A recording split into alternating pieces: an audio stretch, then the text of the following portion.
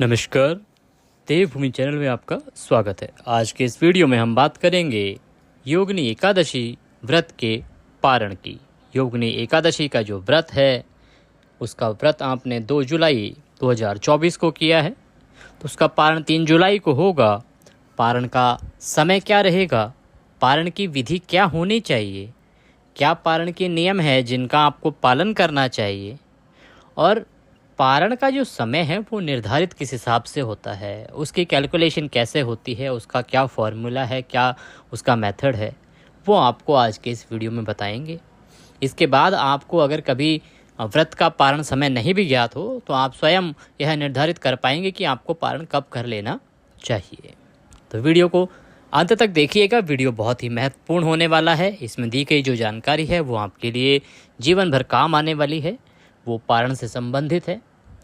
साथ ही पारण क्या खा के किया जाना चाहिए और श्रीहरि को भोग किस चीज़ का आपको लगाना चाहिए, तो संपूर्ण जानकारी योगिनी एकादशी के पारण से संबंधित आपको अगले कुछ मिनटों में दी जाएगी। साथ ही पारण का वो शुभ मुहूर्त बताया जाएगा जिसमें अगर आप पारण करते हैं तो निश्चय ही आप जिस भी किसी उद्देश्य की पूर्ति के लिए योगिनी एकादशी का व्रत व पूजन कर रहे हैं वह उद्देश्य आपका अवश्य ही सिद्ध होगा, पूर्ण होगा।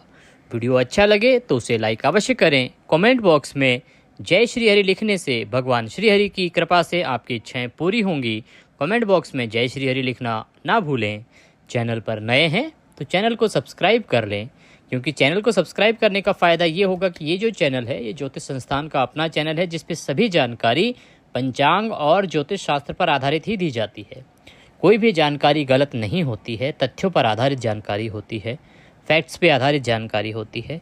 इससे आपको समय समय पर यह ज्ञात होता रहेगा कि कौन सा व्रत, कौन सा त्यौहार आपको कब मनाना है, कब करना है। कई बार हमसे कुछ व्रत त्यौहार छूट जाते हैं और अचानक हमें पता लगता है वो आपकी व्रत करना था लेकिन अब तो निकल गया। अगर आप ये चैनल सब्सक्राइब कर लेंगे और साथ में जो बेल आइकन का घंटे का एक निशान है राइट साइड में, उसको अगर आप प्रेस कर देंगे तो उससे क्या होगा कि हम जब वीडियो डालते हैं उसका नोटिफिकेशन आपके मोबाइल पे आ जाएगा और हम प्रत्येक व्रत त्यौहार का समय से पहले वीडियो अपलोड कर देते हैं। तो आपके काम का वीडियो होगा तो आप उसे देख लीजिएगा, नहीं काम का होगा तो आप उसको इग्नोर कर सकते हैं। तो आप इस प्रकार से वीडियो देख लेंगे और आपको समय से त्यौहार की जानकारी मिल जाएगी। बात करते हैं योगिनी एकादशी की। योगिनी एकादशी जो कि आषाढ़ मास के कृष्ण पक्ष की एकादशी होती है, निर्जला के बाद आने वाली एकादशी है। इसका महत्व बहुत अधिक है। इसके महात्म्य को अगर आपने सुना है या पढ़ा है तो अवश्य आपको पता होगा कि इस एक एकादशी का व्रत पूजन व कथा श्रवण करने से 88,000 ब्राह्मणों को भोजन कराने जितना लाभ फल प्राप्त होता है। इसीलिए आपको अवश्य ही योगिनी एकादशी की कथा सुननी चाहिए। योगिनी एकादशी जो है इसके व्रत और पूजन और साथ कथा श्रवण से बहुत अधिक लाभ आपको मिलता है। आपके परिवार के जितने भी जन हैं उन सब का उद्धार होता है। आप 7 कुलों को पार कर सकते हैं अगर आप योगिनी एकादशी का व्रत करते हैं, पूजन करते हैं, कथा श्रवण करते हैं। तो अब आपने जो एकादशी है इसका व्रत करना है 2 जुलाई को। 1 जुलाई को एकादशी आरंभ हो रही है लेकिन सूर्य के मुख से नहीं है। 10 बजे के आसपास आएगी तो तब तक सूर्योदय पहले ही हो गया है। तो 2 जुलाई को आप एकादशी का व्रत करेंगे, क्योंकि 2 जुलाई को जो एकादशी है वो सूर्य के मुख से भी है और द्वादशी युक्ता भी है। 1 जुलाई को 10:26 पर एकादशी आएगी, 2 जुलाई को 8:42 पर समाप्त होगी। तो इस प्रकार से 2 जुलाई को आपको व्रत करना है। व्रत का जो निर्धारण है वो ऐसे होता है, देखिए सर्वोत्तम होता है कि सूर्य के मुख से एकादशी हो और द्वादशी युक्त हो, अर्थात उसी दिन द्वादशी भी आरंभ हो रही हो, तो वो जो व्रत है वो श्रेष्ठ माना गया है। और इसका वर्णन काफ़ी महात्म्य में भी आया है। एकादशी का जो महात्म्य है उसमें भी इसका वर्णन आता है कि द्वादशी युक्त व्रत जो है वो श्रेष्ठ बताया गया है। इसीलिए आपको 2 जुलाई को व्रत करना चाहिए। पारण इसका आप करेंगे 3 जुलाई को। 3 जुलाई को पारण करेंगे। पारण किस प्रकार से करेंगे वो जान लेते हैं, फिर आपको बताएंगे पारण का समय और कैसे होता है समय का निर्धारण। अब आती है बात कि देखिए 3 तारीख को आपको ब्रह्म मुहूर्त में उठना चाहिए। ब्रह्म मुहूर्त में नहीं उठ सकते हैं तो सूर्योदय से पहले अवश्य उठ जाएं। उठने के बाद स्नान आदि करके स्वच्छ वस्त्र धारण करके सूर्य को जल दें और आपका जो पूजा स्थल है जहाँ पर आपने एकादशी की पूजा की होगी वहाँ पे आसन लगा के बैठ जाएं। आपने कल तस्वीर या प्रतिमा स्थापित की होगी या आपके मंदिर में पहले से होगी, नहीं है या नहीं की थी, आपको नहीं ज्ञात था, तो एक किसी चौकी पर, पट्टे पर भगवान श्री हरि की कोई प्रतिमा या तस्वीर स्थापित करें। उसके लिए एक चौकी लें, उस पर पीला वस्त्र बिछाएं, आसन के रूप में उस पर पुष्प अर्पित करें और उसके ऊपर भगवान की प्रतिमा या वीर को रखें। उसके बाद भगवान को स्नान कराएंगे। स्नान कराने के लिए एक लोटे या ग्लास में, किसी में जल लीजिए, तांबे का पीतल का लोटा होता है तो उत्तम है, उसमें थोड़ा जल लीजिए और उसमें थोड़ा गंगा जल मिला लीजिए। फिर भगवान को छींटे दीजिए, छींटे दे के स्नान कराइए। स्नान करा के उन्हें साफ वस्त्र से पोंछ दीजिए। पोंछ के उन्हें रौली कुमकुम आदि का तिलक लगाइए, अक्षत लगाइए, फूलों की माला है तो पहनाइए, फूल अर्पित कीजिए, घी का दिया जलाइए, धूप दिखाइए। वस्त्र के रूप में मौली का एक टुकड़ा तोड़िए, जो हम हाथ में बांधते हैं कलावा धागा मौली, उसका एक टुकड़ा तोड़िए, उसे वस्त्र के रूप में भगवान को अर्पित कीजिए। उसके बाद आप भगवान को एक पान का बीड़ा अर्पित कीजिए। पान का पत्ता अगर हो सके तो लाइए और उसके ऊपर एक लौंग, एक इलायची, एक सुपारी और थोड़ा सा गुलकंद रखिए। ऊपर से बीड़ा बना के उसको लौंग से बंद कीजिए और वह भगवान को अर्पित कीजिए और अपनी मनोकामना बोलिए। जो भी मनोकामना आप बोलेंगे, जिस मनोकामना की पूर्ति के लिए आपने यह व्रत किया होगा, वो मनोकामना अवश्य ही आपकी पूरी होगी। आप भगवान को भोग लगाएंगे।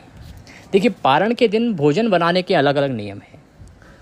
मुख्य रूप से भगवान को इस दिन पीले चावल का भोग लगता है, तो आपको पीले चावल बनाने चाहिए। आप घी, बूरा और चावल का भोग भी लगा सकते हैं। कुछ प्रांतों में ये भी भोग लगता है। कुछ प्रांत ऐसे हैं जहाँ पे खीर पूड़ी का भोग भगवान को लगाया जाता है और आप फल का भी भोग अगर लगाना चाहें तो फल का भोग भी लगा सकते हैं।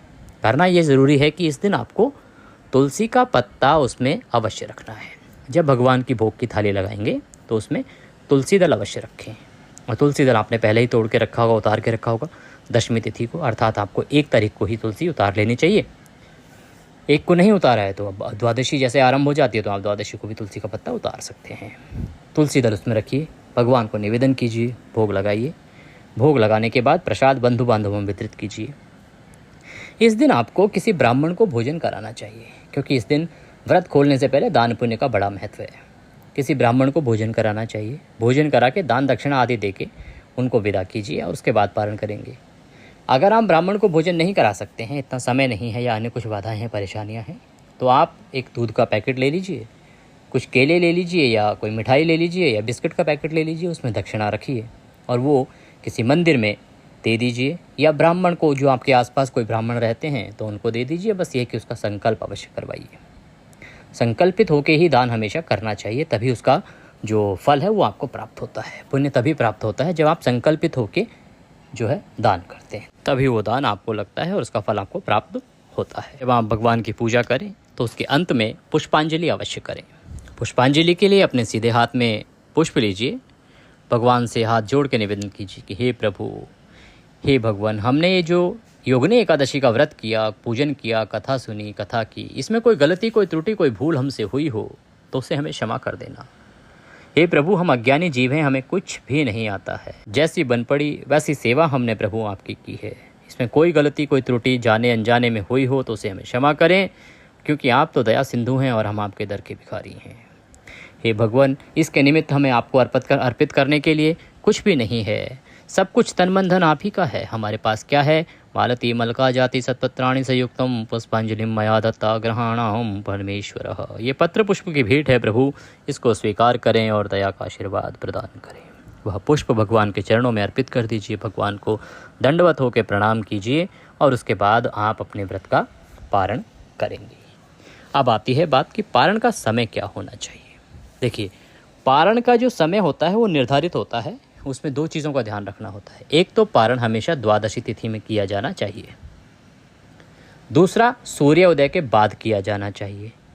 और महत्वपूर्ण ये कि द्वादशी तिथि के पहले 5 घंटे में पारण नहीं कर सकते हैं, क्योंकि पहले 5 घंटे जो हैं वो हरिवासर का समय होता है, इसीलिए उसमें आप पारण नहीं कर सकते हैं। पहली बात, द्वादशी में करें, सूर्योदय के बाद करें और द्वादशी के 5 घंटे निकल गए होने चाहिए। इन 3 शर्तों को पूरा करना है। पहले 5 घंटे में तो बिल्कुल भी नहीं करना चाहिए जब तक द्वादशी। दूसरी, बाकी जो है सूर्य के बाद, उदय के बाद आपको करना है, ये बड़ा आवश्यक है। कई बार ऐसा होता है कि द्वादशी पहले समाप्त हो जाती है, तो वो बहुत कम होता है जब कभी त्रयोदशी में मजबूरन आपको करना पड़ता है, अदरवाइज तो द्वादशी में ही होता है। तो इन 3 चीज़ों का आप ध्यान रखें और पारण करें। अब बात आती है शुभ मुहूर्त की। भाई शुभ मुहूर्त क्या है? तो योगिनी एकादशी के लिए जो शुभ मुहूर्त है पारण का वो हम आपको बता देते हैं। पारण के लिए 3 जुलाई को सुबह 5:28 से लेके 7:10 तक का जो समय है वो उत्तम है, शुभ है। इस समय में आप भगवान श्री हरि के व्रत का पारण कीजिए। भगवान के आशीर्वाद से आपके उद्देश्य अवश्य पूर्ण होंगे। जिस भी किसी मनोरथ की सिद्धि के लिए आपने व्रत किया है वो कामना अवश्य सिद्ध होगी। ये हमारी ईश्वर से प्रार्थना है। वीडियो अच्छा लगे तो उसे लाइक अवश्य करें। कमेंट बॉक्स में जय श्री हरि लिखना ना भूलें। आज के इस वीडियो में अभी के लिए इतना ही। ईश्वर से कामना करते हैं कि भगवान आपको हमेशा खुश रखें, आपके परिवार में सब कुशल मंगल से रहें और आपकी सभी मनोरथ सिद्ध हों। अगले वीडियो में फिर होगी आपसे मुलाकात। तब तक के लिए जय श्री हरि।